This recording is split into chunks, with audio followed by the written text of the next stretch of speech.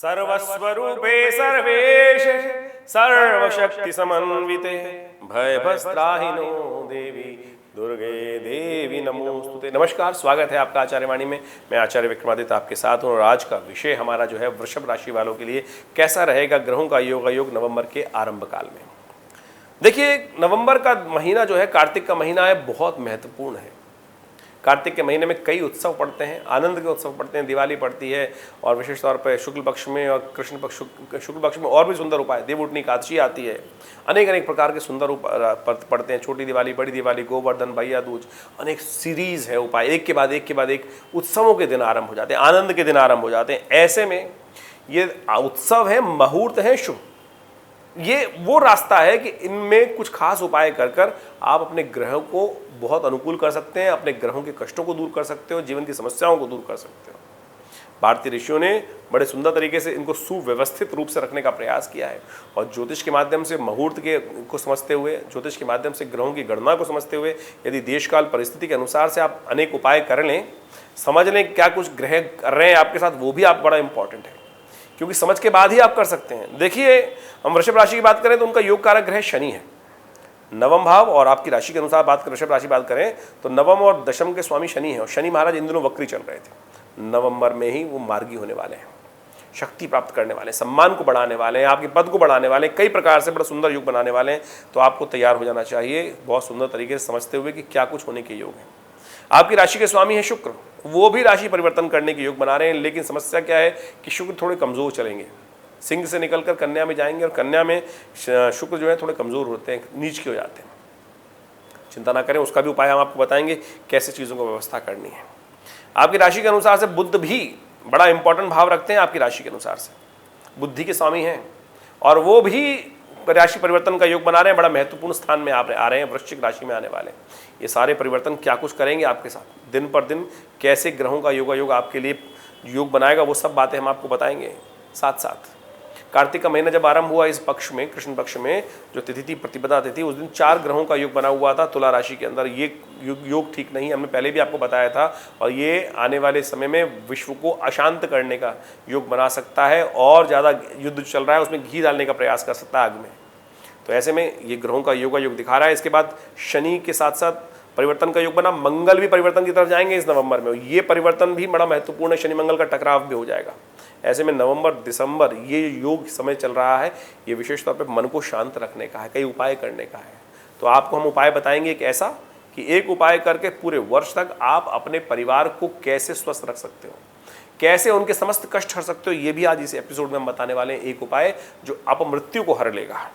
ये सारी बात कर लेते हैं और साथ साथ इस पक्ष में एक बात और भी समझ लीजिए, एक तिथि घट रही, एक बढ़ रही है। कार्तिक के महीने में दशमी तिथि 2 हो गई, बढ़ गई, और उसके बाद दूसरे पक्ष में एक तिथि घट गई। तो ऐसे में कहा जाता है कि कुछ चीज़ों का दाम बढ़ता है और फिर घटता चला जाता है, बहुत ज़्यादा हैवी लॉसेस बन सकते हैं। तो जो लोग स्पेकुलेशन बिजनेस में, उनको सावधान रहना चाहिए। ग्रह दिखा रहे हैं कि दिवाली से पहले चावल, घी इत्यादि, तेल इत्यादि में आग लग सकती है, बढ़ सकते हैं दाम, बढ़ते चले जाएंगे और फिर उसके बाद घटने के योग बन सकते हैं।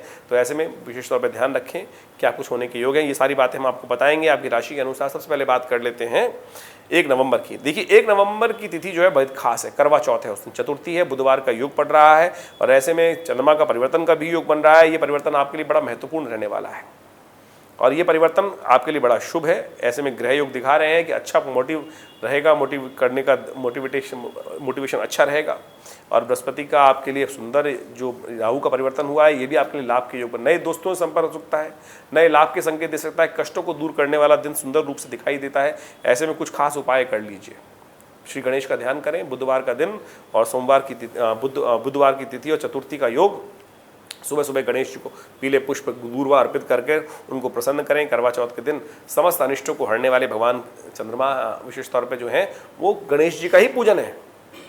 ये चतुर्थी जो है गणेश जी के लिए ही है, चंद्रमा तो स्वरूप है, चंद्रमा वास्तविक तौर पे गणेश जी का ही वो अर्घ जो गणेश जी के लिए अर्घ दिया जाता है, तो उनको दें शाम को। जो स्त्रियां अपने पति की दीर्घायु के लिए उपाय करती हैं, बड़ा सुंदर उपाय है।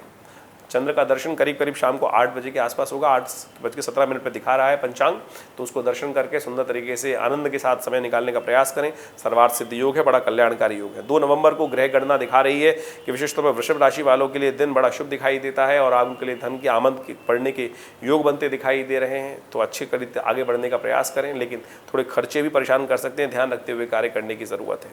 अननेसेसरी खर्चे जिम्मे ना पड़े, थोड़ा खर्चा अननेसेसरी परेशान कर सकता है, थोड़े खर्चे बियॉन्ड ना हो जाएं, उत्सव के दिन आ रहे हैं, बेकार की चीज़ ना पड़ जाए, इस बात का ध्यान रखते हुए कार्य करने की ज़रूरत है। तो समझते हुए कार्य करेंगे तो बड़ा सुंदर रहेगा। ग्रह योग विशेष तौर पर जो दिखा रहे हैं, उपाय के तौर पर क्या किया जाए? देखिए, उपाय सबसे सुंदर है कि संत महात्माओं का आशीर्वाद लें, पीले वस्त्र उनको दान करें, शुभ रहेगा। 3 नवंबर को विशेष तौर पर ग्रह दिखा रहे हैं, षष्ठी तिथि शुक्रवार का अवसर और ग्रह का परिवर्तन, कन्या राशि में शुक्र चले जाएंगे और ये परिवर्तन आपके लिए थोड़ा सा अच्छा तो है, लेकिन शुक्र कन्या राशि में जाएंगे तो क्षीण हो जाएंगे। ऐसे में गौ पूजन करना आपके लिए अच्छा रहेगा। शुक्रवार का अवसर और शुक्र का परिवर्तन, कन्या राशि में जाना, ऐसे में गऊ को हरी घास जो ज्वार होती है वो डाल दीजिए, गऊ का पूजन कर लीजिए। ये सुंदर तरीके से उपाय कर आप कल्याणकारी योग बना सकते हैं। सर्वार्थ सिद्धि योग विद्यमान है, वो आपके लिए अच्छा है, नया कार्य करने के लिए दिन अच्छा दिखाई देता है। 4 नवंबर को शनिवार का अवसर, सप्तमी तिथि और विशेष तौर पे समझ लीजिए बहुत सुंदर तिथि है। शनि महाराज मार्गी होने जा रहे हैं, ये आपके लिए बड़ा शुभ समाचार लेके आते दिखाई दे रहे हैं। चंद्रवाय परिवर्तन का योग बना रहे हैं, वो कर्क राशि में चले जाएंगे। ये दोनों परिवर्तन आपके लिए बहुत शुभ है, नया शक्ति का संचार करेंगे और शनि महाराज आपके लिए मान सम्मान में वृद्धि देंगे, पद की प्राप्ति कराने के सुंदर योग बना सकते हैं। तो ऐसे में कुछ खास उपाय आपके लिए बहुत शुभ रहेंगे।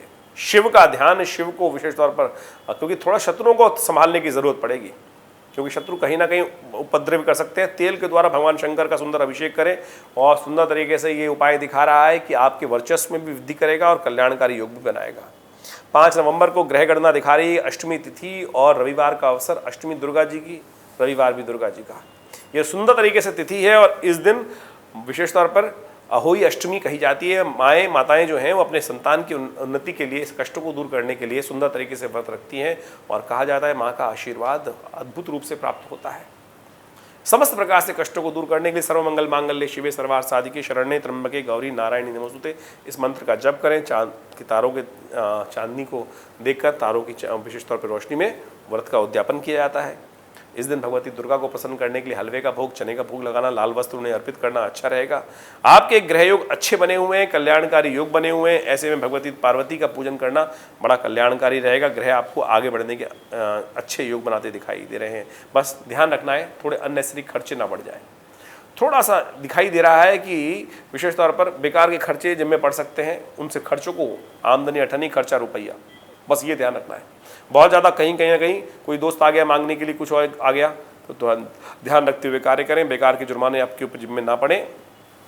हो सकता है जो आपके बेकार के जो बेकार के लोगों को हेल्प करने की स्थिति आ सकती है, वो बेकार के लोग आपके जिम्मे पड़ सकते हैं, उनसे बचते हुए कार्य करें। बहुत ज़्यादा परमार्थ के चक्कर में ना फंसें।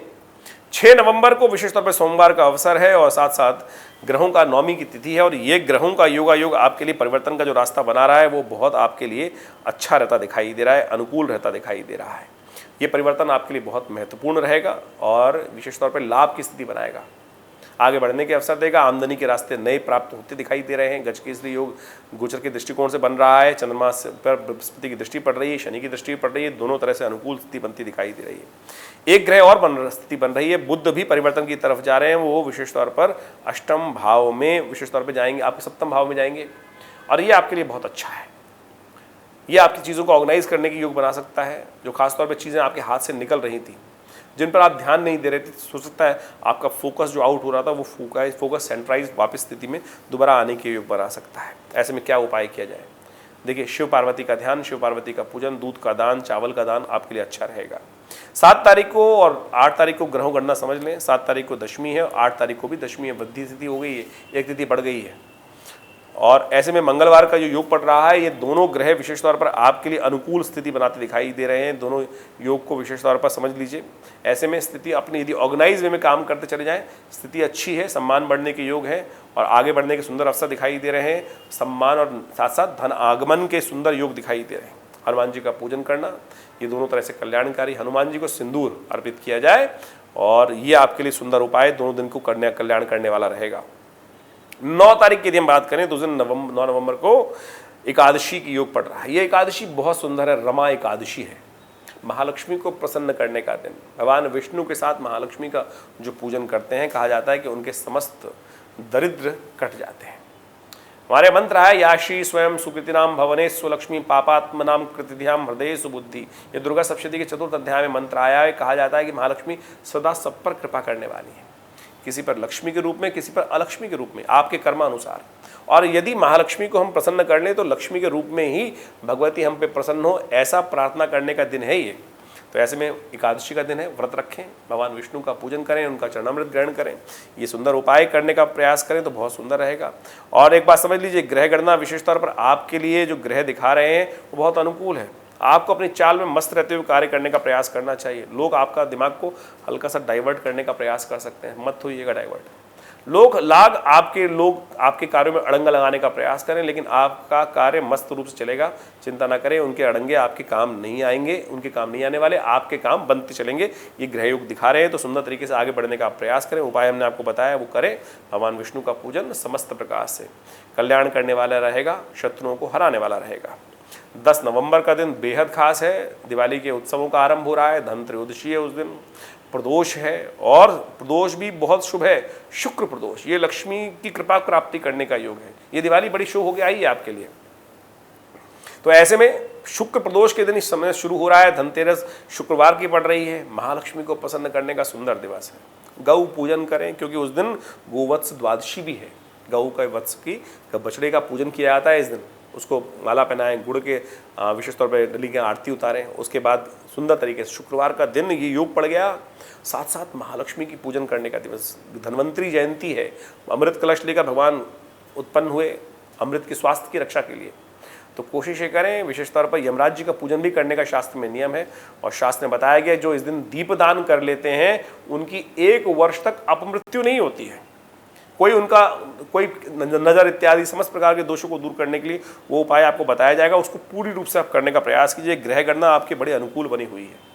आपको अपनी चाल में मस्त रहिए। हाथी चलत बाजार में कुत्ता भौंक हजार, साधुन को दुर्भाव नहीं, जो निंदे संसार में ग्रहों का योगायोग आपके लिए बड़ा अनुकूल बना हुआ है। सुंदर तरीके से काम करने का प्रयास करें, दिवाली का आनंद लेते हुए कार्य करने का प्रयास करें। इस दिन आपको महालक्ष्मी को प्रसन्न करने के लिए चांदी का श्रीयंत्र घर में स्थापना करनी चाहिए, उसी रूप में महालक्ष्मी का पूजन करने का प्रयास करना चाहिए। लोहे को घर में लाने से बचना चाहिए आपकी राशि के अनुसार से। ये सुंदर उपाय करें, कल्याण होगा। एक ब्रह्मास्त्र उपाय हम आपको बताने वाले हैं। कहा जाता है कि यदि यम के निमित्त, क्योंकि धनत्रयोदशी के दिन यमराज की पूजा की जाती है, और कहा जाता है कि सूर्यास्त होने के बाद घर के दक्षिण दिशा की तरफ एक अन्न की ढेरी बनाकर एक चौमुहा दीपक अपने पितरों के निमित्त दान कर दिया जाए, यमराज के निमित्त दान कर दिया जाए। उनमें उसमें थोड़ा सा उनका पूजन कर यमराज जी का, और वहाँ उसको प्रज्वलित कर दिया जाए। और उसके दिन अगले दिन सुबह उठकर, कहा जाता है पूर्ण प्रयोग यह है कि अगले दिन सुबह जब नरक चतुर्दशी होती है, सुबह उठकर घर के दोनों द्वारों पर एक विशेष तौर पे 2 दिए प्रज्वलित कर दिए जाते हैं यमराज के दोनों पुत्रों के नाम पर।